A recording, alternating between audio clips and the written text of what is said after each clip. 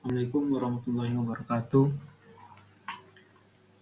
Perkenalkan, nama saya Iklim Mawaddan dengan NIM 22579 dari Program Studi Perdagangan Internasional.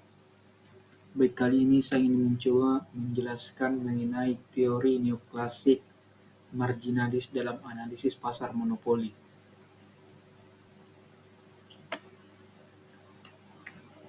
Yang pertama yaitu pasar monopoli. Pasar monopoli adalah kondisi di mana hanya ada satu penjual dalam pasar, sehingga tidak ada perusahaan pesaing. Ini berarti bahwa suatu perusahaan memiliki kendali penuh atas harga dan output yang dihasilkan.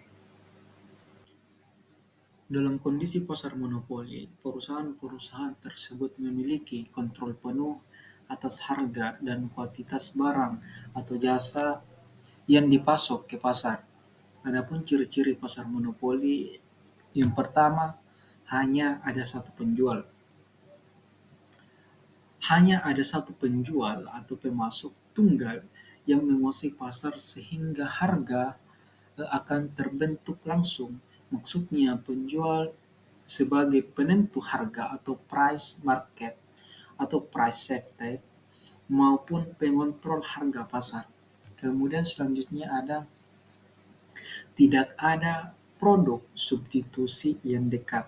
Maksud dari tidak ada produk atau jasa substitusi yang dekat atau sama persis dengan produk atau jasa yang ditawarkan oleh penjual. Kemudian selanjutnya adanya hambatan untuk masuk ke dalam pasar. Maksud dari ini untuk masuk pasar cukup tinggi sehingga mencegah pesaing baru masuk ke pasar. Hambatan dapat muncul secara alami maupun buatan. Hal itu disebabkan ada beberapa poin. Yang pertama itu presiden memiliki hak paten untuk mengeluarkan produk yang dihasilkan. Hal ini sama saja dengan hak cipta dan merek dagang. Kemudian selanjutnya ada sumber daya penting dan unik dimiliki produsen, serta pengetahuan yang lebih daripada perusahaan lain spesifik tentang teknik produksi yang bersifat rahasia. Kemudian selanjutnya terdapat skala ekonomi yang sangat besar dan memungkinkan pasar hanya dapat dilayani oleh satu perusahaan saja yang membuatnya lebih efisien. Kemudian yang terakhir ada produsen memungkinkan untuk menetapkan kebijakan batasan harga.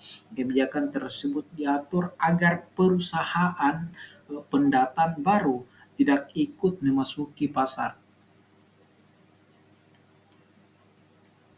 Kemudian selanjutnya kelebihan pasar monopoli. Yang pertama yaitu efisiensi dalam produk dan inovasi. Penjual tunggal dalam pasar monopoli dapat mencapai efisiensi dalam produksi karena produsen dapat mengendalikan seluruh proses proses produksi. Hal tersebut mampu memberikan keuntungan supernormal dalam jangka panjang pada produsen, sehingga terdapat dana untuk membiayai riset dan pengembangan teknologi guna efisiensi produksi ke depannya. Kemudian selanjutnya yaitu terhindar dari produk tiruan dan persaingan yang tidak bermanfaat. Semakin banyak perusahaan, maka semakin sering terjadinya pemborosan. Jika terus terjadi, maka dapat berdampak pada produk dari kualitas skala bawah, kelas bawah. Sebaliknya, semakin sedikit perusahaan atau pasar monopoli, maka perusahaan akan fokus pada kualitas produk alih memikirkan pesaingnya. Kemudian selanjutnya yaitu menimbulkan skala ekonomi yang menurunkan biaya produksi, di mana perusahaan monopoli merupakan perusahaan besar karena meningkatnya skala ekonomi. Sebab pasar monopoli tidak perlu mengeluarkan biaya penjualan seperti promosi atau iklan untuk bersaing di pasar. Kemudian ada kekurangan pasar monopoli. Yang pertama itu penyimpangan alokasi sumber daya, di mana pasar monopoli mampu menyebabkan penyalahgunaan alokasi sumber daya, yakni perusahaan monopoli dengan sengaja membatasi tingkat outputnya untuk memaksimalkan eh, lama. Kemudian harga yang ditetapkan tinggi ketika permintaan meningkat dan tidak disertai dengan persediaan produk yang cukup. Tersebut mengakibatkan kenaikan suatu harga.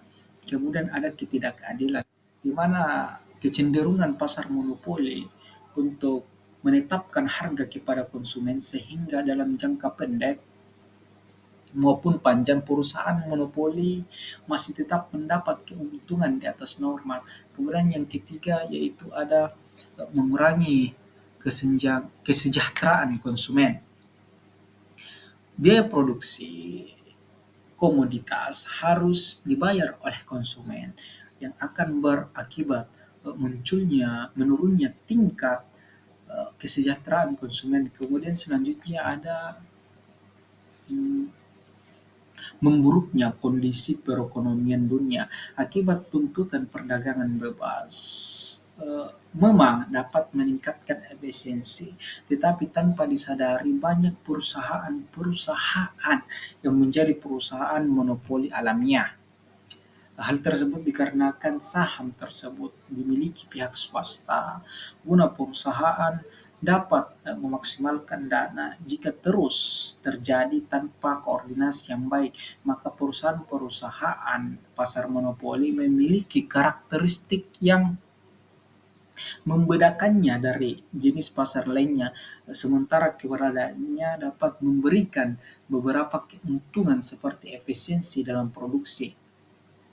Namun, perlu diketahui juga bahwa pasar monopoli memberikan kekurangan yang dapat merugikan konsumen dan masyarakat secara keseluruhan. Oleh karena itu, perlu adanya regulasi yang tepat untuk mengatasi potensi penyalahgunaan kekuasaan pasar dan mendorong persaingan yang sehat demi kepentingan konsumen dan industri secara keseluruhan.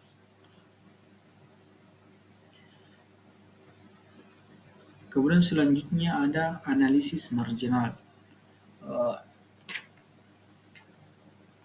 Pada dasarnya, analisis marginal merupakan sebuah analisis terhadap sebuah informasi ekonomi yang dapat dilakukan menggunakan metode pengujian hasil nilai tambah.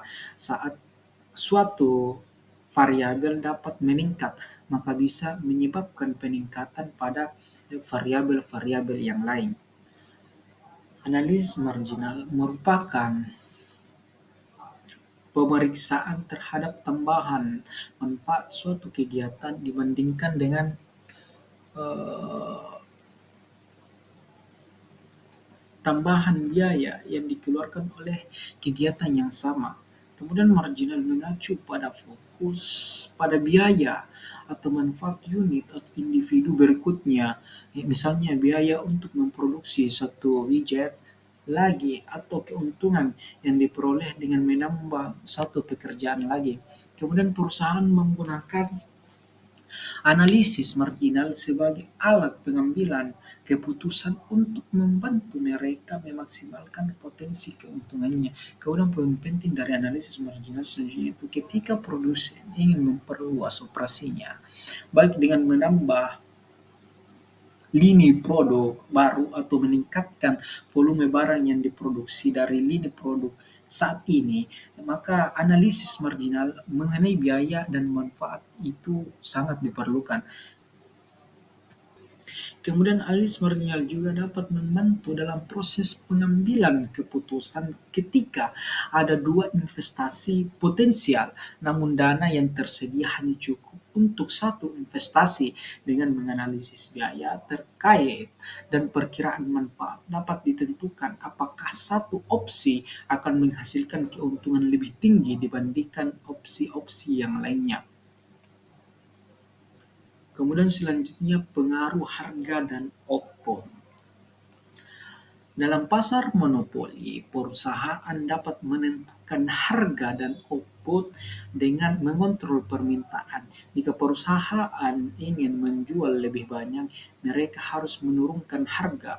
Sebaliknya, jika mereka ingin menjual lebih sedikit, mereka harus menaikkan suatu harga. Kemudian selanjutnya, implikasi jangka panjang. Dalam jangka panjang, perusahaan monopoli dapat memperoleh keuntungan yang lebih normal.